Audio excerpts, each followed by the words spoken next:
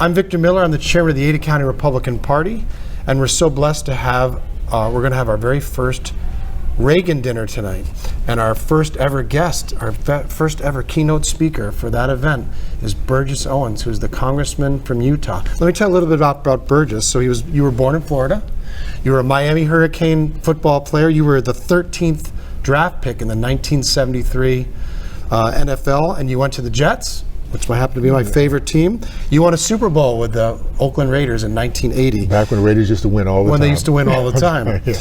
And hopefully they will again soon. And you worked in industry, and now you are a congressman. You're in your second term. You're a member of the House Education and Workforce Committee. You're also a member of the House Transportation Infrastructure Committee. Thank you so much for joining us in Idaho today. Thank you so much, Vic. Thanks for the invite. I'm in Utah, and I see our cultures are so similar in so many different ways, and hopefully I get a chance to touch on that a little bit, but I'm excited about representing such a great state, for sure. Well, thank you for coming. And so let's talk about your involvement in education. You've obviously picked, that's the committee that you are really wanted. I believe you actually are the chair of one of the subcommittees in that education committee. And so talk about what's your passion, why education, and do you have any optimism that we're going in the right direction? It's a good place to start. I'm one of those guys who never ever thought I'd be in the position of being a politician. Just never crossed my mind. I was always an entrepreneur, a guy who was in the corporate world as corporate sales. But I found out, I realized at one point working with at-risk kids that if we don't do something different, that we're going to lose our kids for generations to come. Education is part of that process. So I was very blessed that my dad was a college educator for 40 years. My mom was a high school teacher. So I know what it is to be in an environment where it's a focus. You're around people just to get excited about the kids learning. And I realized that that's the place I can probably make the biggest difference. One thing that I'm convinced of, our country, our culture, our past was all built by people who could think. They could reason, they can ask those big questions why. Right. And if they had to be an innovator to figure out how to get to some solutions, that comes down to education. And I think the biggest thing of education is that we always can have hope if we know there's a way that we can work our way out of it. We can hear about other people, we can read about other people, and be inspired to realize that, if they can do it, I can do it. So education is where I want to have my biggest legacy, and it is to disrupt the system that right now has failed us for so long. We need to get to a point where we understand there's not a one-size-fits-all for every child, that parents really do understand those nuances and know what's best for their child. We need to also make sure that within that environment, there's meritocracy. Meritocracy very simply is competition. It is, you need to put your best foot forward, the best value, the best cost, that people will come and buy your service.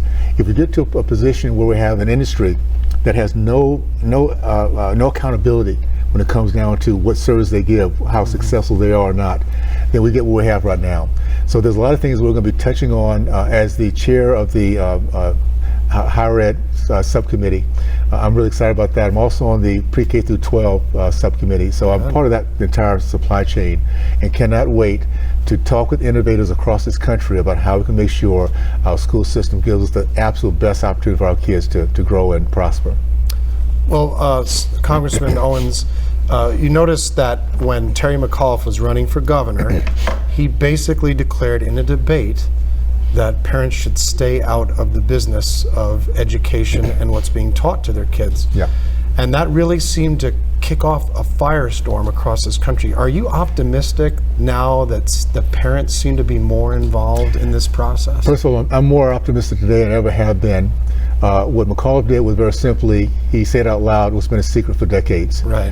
We've had a system of bureaucrats, a system of labor union people that have not put our kids first, that have put their industries first and their positions first.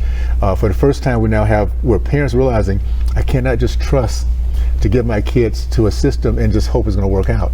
It's not the days when we were growing up where there was truly, first of all, I grew up in a household that had parental involvement. There was a connection with the teacher and the parent. If I made the mistake of doing something wrong in school, I was not only punished in school, but when I got home, I really had to do some fast talking. Exactly. So, and it should be very simply, it should be a partnership. Understanding that the parent is the stakeholder. The parent is the one who understands better. So that was a very, very crucial mistake they made. Thank goodness they made it, because we now understand it. We were talking about it a little bit earlier. I think the greatest thing that's come out of the last couple of years is that parents are saying, you know what, I cannot trust anyone else with my most precious gift, my child. I need to be part of it. I need to make sure I know what they're reading. I know what the curriculum is. I need to have a choice. If they're not doing what they say they're going to do, I'm going to take my child and the money allotted to them to someplace else. When that type of competition enters the game, every school system wants to do their best to make sure they hold on to the children and the dollars attached to them. So when Speaker McCarthy became the speaker, he created this commitment to America. Yeah. And maybe talk a little bit about that commitment to America and whether you're optimistic that you can actually keep that commitment that you've made to America. Yeah, that commitment goes to a gamut of things. One was Parents' Bill of Rights, among other things. Make sure we're securing ourselves, get ourselves in place with a budget. I've never been more optimistic than I am right now. I'm an eternal optimist anyway. Right. But to be in an environment where I can see a team acting and functioning, I understand about a team, we have different individuals. We're not going to always be on the same page. As long as we have the same end game, we're going to be okay. I feel we have a leader that can help us to do that. That we can make sure that we still vote our conscience, vote our districts, but yet come together, realize at the end of the day we need to move forward and make sure our country is winning as a whole. And that's where we are right now. So I'm very excited about that. I think our country will, at the end of this next term, will understand through transparency, through the bills we put together, like the Parents' Bill of Rights, things like that, getting secure our borders, make sure we're number one in energy production again, those kind of things that make common sense that most Americans want to take part in. We're going to stand strong with that and get the word out that we hear them in a big way. So it seems like while parents are trying to regain the trust in the education system, the public is losing its trust in a lot of the institutions, right? And you've seen this Trump indictment, you see what's happening with Hunter Biden's laptop, you see what's happening with potentially Joe Biden taking bribes from the whistleblower, information coming out through the FBI, and the Durham report, right? So what's your feeling in general about what's happening in our institutions, and do you think that they're fair? No, they're not fair, and what's happening in our institutions has been going on for quite a while. We've been kind of going down a slippery slope for a long time, for decades. And what we're seeing in our institutions, the power that they've taken, the unfairness that we're now seeing, it's been happening for quite a while. I think the only way we can get that back is that, first of all, we have to make sure the American people are educated. What I love about what happened was this last term, and every chance I get, I want to thank the American people for giving us a House, even though it's a small majority, it's still a majority. We're having subpoena power. We're being able to do things with appropriation. We can start funding and defunding things that in the past we could not. We're now being able to educate. Education is so important for people that want freedom. Ignorant and free can never be, Thomas Jefferson. The more we're educated, the more we're talking together, even if we don't agree on everything, we can be on separate sides of the aisle. As long as the end game is that we have a better country, our kids have a better future, then we'll come to the right solutions. And right now, we are waking up as a nation. No, our institutions are not fair. They're corrupt. They're too powerful. They're bullies in many cases. And what we're seeing right now throughout, particularly with President Trump, and you compare that to Clinton and others, there's a two-tier system, and we're not a country that believes in that. We believe in fairness, and I feel very strongly that we're going to fight to make sure that fairness comes back. We're that country that always believes that we can become a more perfect union, and that is that everybody wakes up knowing that they go out and fight, they go through ups and downs in life, but whatever the system is in place is a fair system. That if I work harder, if I hang in there long, if I have the bigger grit, and to see myself envisioning things that I can succeed where others won't, who don't have the same desire that I might have. So let's talk about a little bit about foreign relations, right? So China is really exercising a lot of power. They're starting allegiances that should be of concern to Americans. What's your general thought about China, and then maybe if you want to discuss the border and immigration, just general security issues? We're ourselves in a pretty rough position because we have a very weak president, And it doesn't matter which of these topics you pick, we're losing. We have a border that's uncontrolled. We have drugs coming through and killing 100,000 Americans. We have a system in which parents are now looked at as terrorists. You have a balloon that slowly drifts across our country with China taking nothing pictures. about it. Well, we see that, and as Americans, we don't like it. We don't like chaos. I think what the mistake that the Democratic Party and Biden administration is giving us, they do believe, I really, in their heart, that if you can make life more miserable, if you could be more of a bully, that we will acquiesce as a people. We will finally give up and say, okay, I just can't do this. They don't understand the DNA of America. Americans are, we're going to fight for our freedom. We will wake up one day and realize that we are in a fight, and once that happens, we the people come together and we want to get back what we know we deserve, which is freedom to grow up and dream big, overcome our obstacles, be encouraged, and encourage others. That is the American way.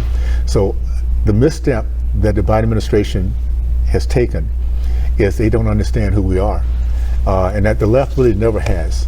And you get down to folks, the Marxists, the communists, those who hate faith, family, free market education, things that really drive us. When you start to go against that, we just have a way about waking up and fighting for those things. So again, I'm an eternal optimist. I think we're in a position, even though right now it appears to be tough times, we will come through this. That's what we do. Two quick questions to kind of tell us a little bit about you. So you did a lot of speaking across the nation, talking about the Pilgrim's Pact and the Declaration of Independence and the Constitution, and you're very patriotic. Tell us why you believe so much in this country. I was blessed, extremely blessed, to be raised when I was raised. I was raised in the 60s, days of KKK, Jim Crow, and segregation, but raised in not only a family, but a community that loved our country. My dad had come back from World War II, like so many other fathers who came from that era. They built, not only did they win the war and found out how much value they had to our country and the world, but they built the greatest generation of middle class, of hopes. And we also, that generation started bringing us together where race was not the issue anymore. It was our content, our character. That was that generation that did that. So I've watched that. And I've understood the history we have, and that history informs me of what we can be. Once we understand our history, not only do we have pride in our past, appreciation for our present, but it gives us a vision of what we can be and who we can be as we move forward. And that's really who we are. That's why we have to fight to hold on to history. That's why we have to understand the Marxists. When Karl Marx said the first battlegrounds rewriting of history, it was for a reason. It's still what makes us who we are and the vision we have and what we're willing to fight for. If that's taken away from us, just like any individual experience we've had, I look at myself today as a better person because of all the things I went through, ups and downs in life that I learned from. If I didn't have that as a way to a reflection of where I wanted to go next, somebody could define me as something totally different, and I would believe them. And that's what we have to make sure that doesn't happen to our country. So final question, because we have to have a little bit of fun. Okay. You've got a Super Bowl ring on from the Raiders, and we know you're a Raider first. Yes. But you were drafted by the Jets, and the Jets have just signed another quarterback that came from the Packers. The first one was Brett Favre, of course. What do you think about the Jets' prospects this season with Aaron Rodgers at the helm? Well, I always say this. I always tip my hat and salute Jet fans, because what they were doing 40 years ago when I was playing is exactly the same thing they're doing today, which is having a hard time finding out how to win long term. Right. I will say this. I'm pulling for the Jet fans because there's always that one guy that says this is going to be it. This is the year. This is the year. Right. And then a few years later, we say the same thing. But Aaron might be the one. He's proven, he's solid, he's mature. If they can build a team around him to stay healthy, this might be it. And I'm pulling for the Jets. I really do. Hard to find somebody who's more committed or more competitive than Aaron Rodgers. Yeah, I was there with again, played for 7 years with the Jets. My first 3 years was Joe Namath's last 3 years. Oh wow! And it was at a time when Joe was everything, but we also knew that if Joe ever went down, that was the end of our season. So if he got hurt the third game of the season, it was going to be a long year for us, and that's what happened. So I'm big Raider fan because of the culture that we had at the time, the fact that we were able to win. But I'm still pulling for those Jets. I'm hoping, Vic, that they'll get this thing done with, for sure. Well, Congressman Burgess Owens of Utah, thank you so much for spending 15 minutes with us Thank today. you, buddy. I appreciate it. We'll see you Absolutely. tonight. We look forward to your speech. Just win, baby. All right, I like that. Okay. Thank you. All right.